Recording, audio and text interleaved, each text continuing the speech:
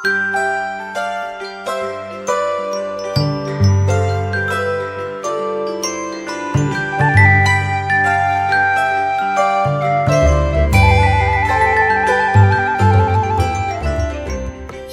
saudara sekalian, berjumpa dalam program Morning Call GPIB. Saya Pendeta Tessa Lavenia Pangemanan Lun, Pendeta Jemaat GPIB Maranatha Denpasar. Hari ini kita akan membaca dan merenungkan firman Tuhan bersama-sama. Namun sebelum itu, Ibu Bapak Saudara, kita tundukkan kepala kita berdoa memohon bimbingan Tuhan. Mari berdoa. Selamat pagi Tuhan Yesus, kami mengucap syukur karena pada pagi hari ini nikmat sukacita Engkau berikan. Engkau memberikan nafas kehidupan, Engkau memberikan hari baru. Bapa, sebelum kami menjalani hari ini, kami mohon kiranya Roh Kudus-Mu membimbing kami, karena sebentar kami akan mendengarkan sebagian dari firman-Mu. Kiranya apa yang kami dengar boleh menguatkan hati kami boleh melangkah dengan keyakinan penuh bahwa Tuhan menyertai kami. Terima kasih Bapa, bersabdalah, kami siap mendengar. Amin.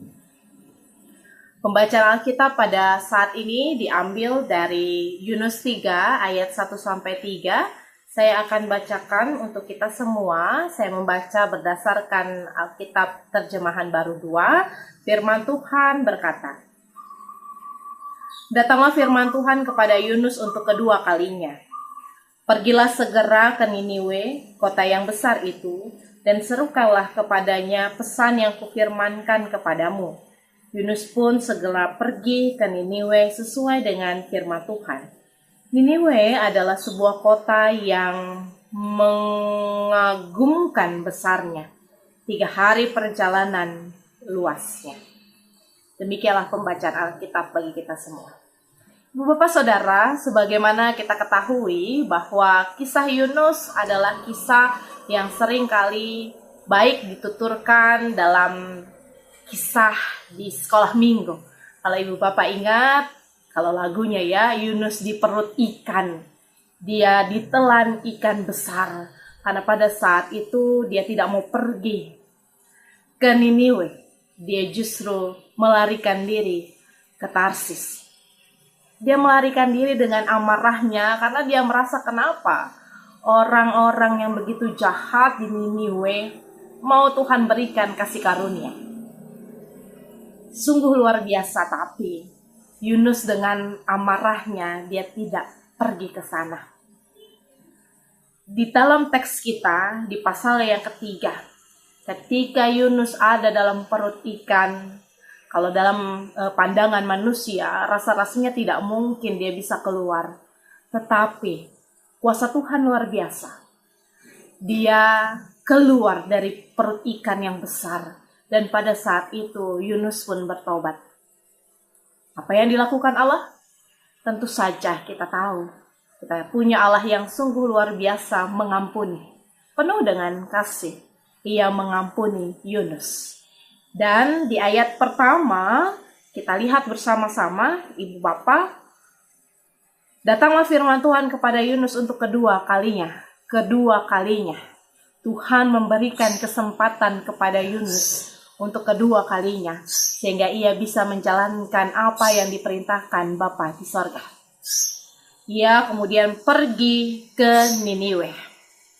Dari sini kita bisa melihat begitu luar biasanya kasih Tuhan bagi umat manusia. Walaupun manusia seringkali nakal dalam tanda kutip, tidak mau melakukan apa yang Tuhan kehendaki, tetapi Tuhan sungguh teramat baik. Tuhan sungguh teramat penyayang bagi kita. Dia memberikan kesempatan bagi Bapak Ibu Saudara dan juga saya ketika kita mau datang dengan segala kerendahan hati memohon ampun. Ada kesempatan kedua yang selalu Tuhan beri bagi kita. Tapi yang harus diingat adalah ketika Tuhan memberikan kesempatan bagi kita terus menerus, kasih Tuhan selalu ada. Jangan sampai kita berpikir bahwa Tuhan kan baik. Hari ini berdosa, ya besok bertobat, ya besok lagi berdosa lagi. Bukan begitu mental orang Kristen. Justru ketika kita diampuni, pergunakanlah kasih karunia Tuhan itu dengan baik. Berikanlah yang terbaik bagi Tuhan. Apa yang Tuhan perintahkan hari ini bagi Bapak Ibu Saudara, kerjakanlah dengan sepenuh hati. Karena kasih-Nya juga sepenuh hati bagi kita, tidak pernah setengah-setengah. Dan firman Tuhan juga mau mengajarkan kepada kita melalui Yunus bahwa dia mau bertobat dengan sepenuh hatinya, tidak setengah-setengah.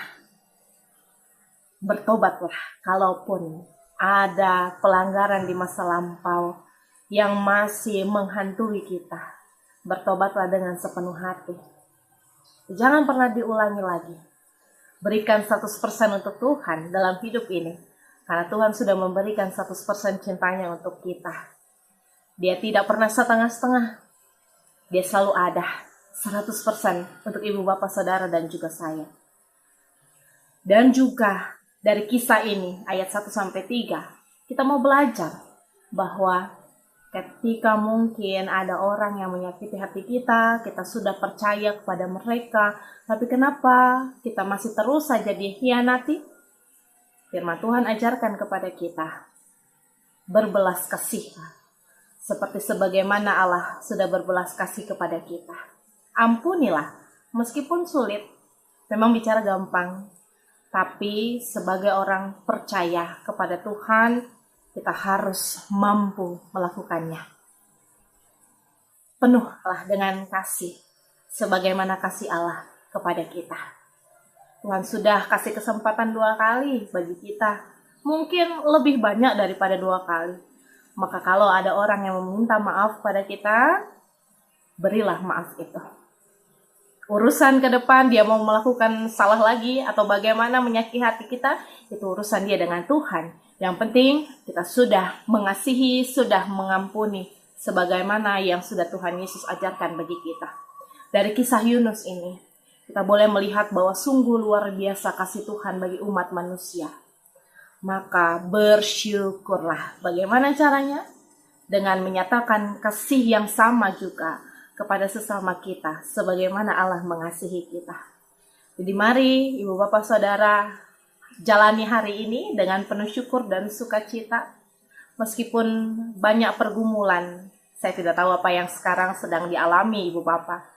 Pasti ada saja masalah. Tapi tenanglah, Tuhan selalu ada.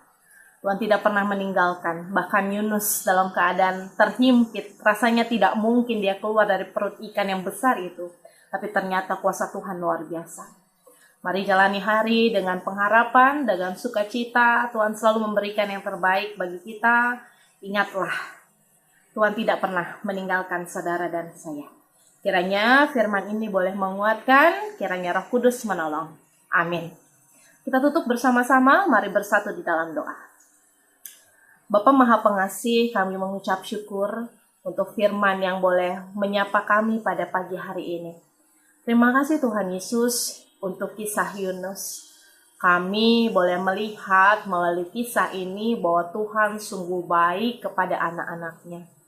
Meskipun acap kali kami masih sering kali lalai, kami tidak mau mendengar, kami tidak mau melakukan, tetapi ketika kami mau bertobat bersungguh-sungguh, Tuhan selalu membukakan pintu. Tuhan selalu membukakan tangan lebar-lebar untuk memeluk dan memberikan kami kesempatan terus-menerus. Ampunilah kami Tuhan, kalaupun dalam kehidupan ini kami masih sering mendukakan hati-Mu. Bantu kami dengan kuasa Roh Kudus-Mu, agar kami boleh menjalankan titah Allah dan terus menyenangkan hati Tuhan. Bapa, di hari ini kami akan bekerja, kami akan berusaha, kami akan beraktivitas. Kami taruhkan seutuhnya hanya ke dalam tangan kasih-Mu. Biarkanlah apa yang kami perbuat boleh berhasil bersama dengan Tuhan dan melalui hidup kami, nama Tuhan boleh dipuji dan dimuliakan. Berkati kami, biarkanlah melalui pikiran, perkataan, dan perbuatan kami, Kristus nyata di sana. Sehingga kami boleh menjadi garam dan terang dunia, bahkan menjadi Injil yang terbuka bagi tiap-tiap orang yang berjumpa dengan kami. Terima kasih Tuhan Yesus. Kami menyerahkan kehidupan kami ke dalam tangan kasih-Mu. Terpujilah nama-Mu kekal selama-lamanya. Amin. Sampai berjumpa, Ibu Bapak Saudara, kiranya Tuhan Yesus memberkati kita semua.